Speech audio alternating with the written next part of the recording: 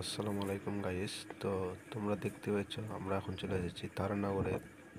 এই তারানগরে ভয়াবহ অবস্থা হয়েছে, নদী ভাঙন ও পদ্মা ভাঙন হয়েছে এবং পদ্মা ভাঙনে যে ক্ষতিগ্রস্ত মানুষ তা অনেক ক্ষতি হয়েছে, তাই সেই ভিডিও তোমাদের সামনে আমরা তুলে ধরেছি। তো দেখতে থাকো ভিডিও, আর আমি সামনে আরও দেখাচ্ছি ভাঙাচোরা এবং যারা দেখাচ্ছে যে ব্যক্তিগুলো দেখাচ্ছে হাত দিয়ে যে ওই দূর পর্যন্ত বাড়িঘর ছিল।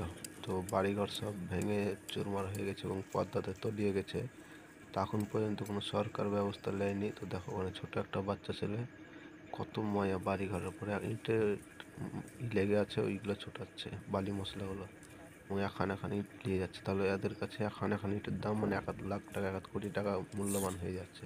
তার কারণ যে পদ্মায় তলিয়ে গেছে এবং এগুলো সরকারের অবহেলার কারণে এসব ক্ষতিগ্রস্ত হয়েছে এবং ক্ষতিগ্রস্ত মানুষের পাশে এসে এখন পর্যন্ত কোনো সরকার, কোনো কেন্দ্রে কেউ পাশে এসে দাঁড়ায়নি।